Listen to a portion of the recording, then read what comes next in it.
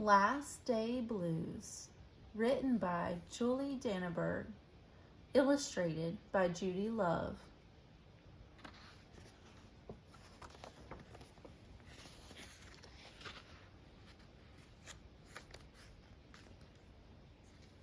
On the Monday morning before the Friday that was the last day of school, Miss Hartwell took attendance.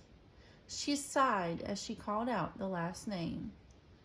"I'm going to miss all of you," she said. The kids nodded in agreement. "I'm going to miss my friends," said Shannon. "I'm going to miss Daisy," said Dan. "I'm going to miss chocolate milk and pizza for lunch," said Joe. Everyone felt a little blue thinking about the last day of school, even Daisy. That afternoon, during recess, the students talked as they hung out on the jungle gym. "Miss Hartwell says she's going to miss us," said Alexandra, swinging from a bar. "We should get a present to cheer her up," said Eddie, hanging upside down by his knees. But what could they get her?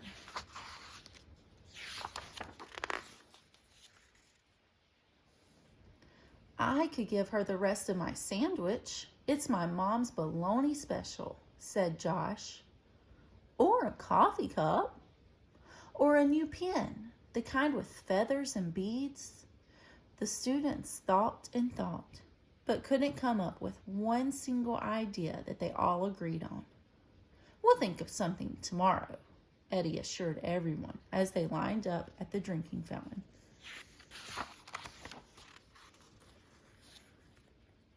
On the Tuesday before the Friday that was the last day of school, Miss Hartwell read the final page of their last read aloud.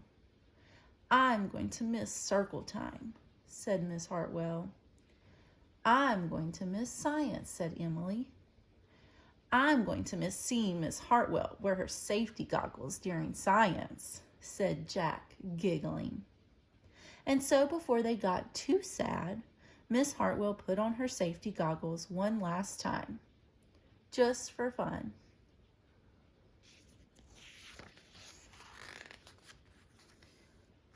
"We definitely need to cheer Miss Hartwell up," said Andy during recess as he jumped out of a swing.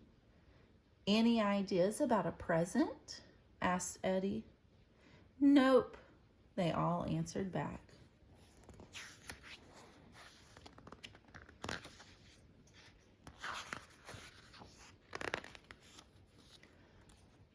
On the Wednesday before the Friday that was the last day of school, Miss Hartwell brought in her super duper sugar cookies with extra frosting.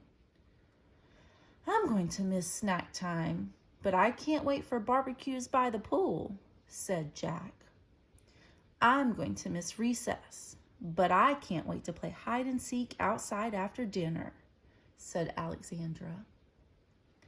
"I'll miss school, but I can't wait for summer vacation," said Josh. The class discussed their summer plans and drowned their last day blues with another round of milk and sugar cookies. "I don't know whether to be happy or sad today," Andy said the minute they all arrived at the jungle gym. "Miss Hartwell is sad," said Olivia. "She probably doesn't want the year to end." "While we're swimming, she'll be reading her old lesson plans," said Walker. "And while we're playing, she'll be trying to remember the fun times we had this year," said Dan. And that's when an idea zip-zapped and zinged through Eddie's brain. "I know exactly what will cheer her up," Eddie said, jumping down from the jungle gym. The class agreed. It was perfect. On the Thursday before the Friday that was the last day of school, Eddie raised his hand right after Miss Hartwell started language arts. "We need some privacy, please," he said. And so Miss Hartwell took down bulletin boards with her back to the class. She never even peeked. Well, only once. On the morning of the Friday that was the last day of school, the students dashed into the classroom. They snapped open the shades for the very last time. They did their chores for the very last time. They fed Daisy for the very last time.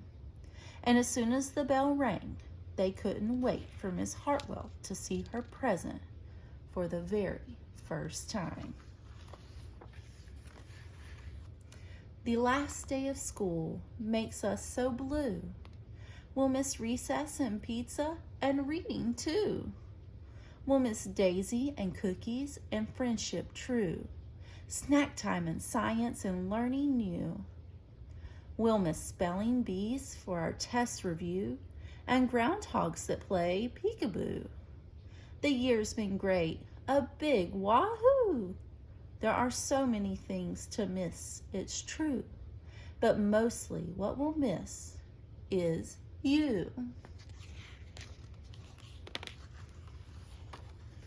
Later on during recess, Eddie said, "I think Miss Hartwell liked her present." "I just hope it helps," Margaret said. "Poor Miss Hartwell," they all said sadly as they pictured their final goodbye. Teachers must hate the last day of school. And then it was time. The bell rang. "Goodbye," the students called as they rushed out the door. "Goodbye," Miss Hartwell called after them. And then she returned to her empty classroom. "It's just you and me, Daisy," she said. "I'm sure going to miss them this summer. But I can't wait for vacation."